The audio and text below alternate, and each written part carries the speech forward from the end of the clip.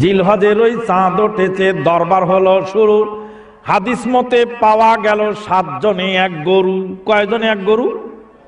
7 জনে এক গরু। 7 জনে মিলিয়া কুরবানি করব ঠিক করেছি ভাই। উঁচা মোটা গরু দেখে গোশত বেশি পাই। সেই নামতে সবে মিলে বাজারেতে গেল, উঁচা মোটা গরু দেখে কুরবানি কিনিল। ঈদের নামাজ পড়ে এসে জবাই করলো গরু। সেখান থেকে কেবল বাপু ঝগড়া হলো শুরু। সলিমউদ্দিন চোখ ইশারায় কলিমউদ্দিন বলে, মগজ আর কলজা ক্যামরা বটির পিঠের তলে।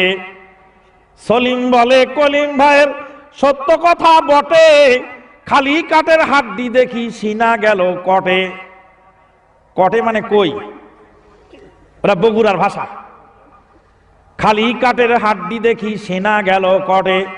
হার হাড্ডি সবই আছে, সেনা ক্যাম্বা নাই। গবরা বলে, বিদেশেতে চালান হসে ভাই।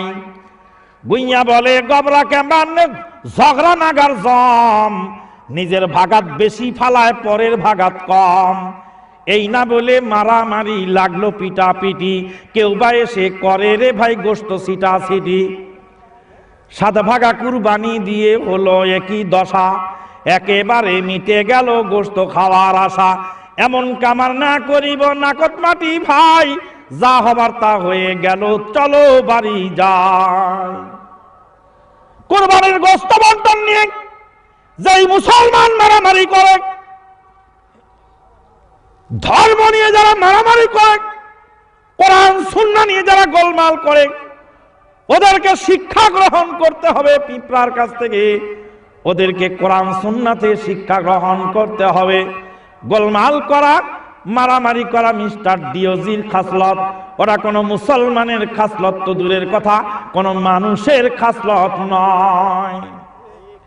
মিস্টার ডিওজির 2 নম্বর খাসলত হলো, তার মনের ভিতরে কোনো আত্মতৃপ্তি নাই, কোনো ভালোবাসা নাই, তার মনের ভিতরে কোনো সান্ত্বনা নাই।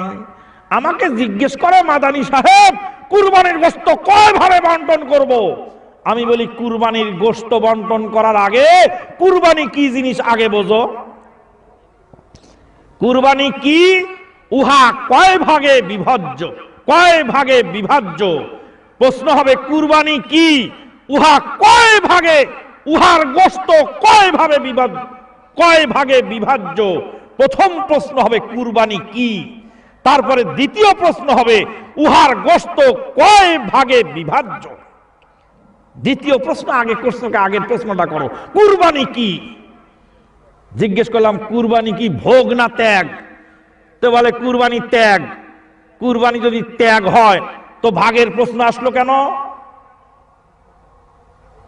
ত্যাগ মানে হলো নিজে অপরকে কম দেয়, এটার নাম ত্যাগ। ত্যাগ কাকে বলে? আল্লাহ পাক বলেন, লা ইয়ানালাল্লাহু লুহুমুহা ওয়ালা দিমাউহা ওয়ালাকিন ইয়ানালুহুত তাকওয়া মিনকুম।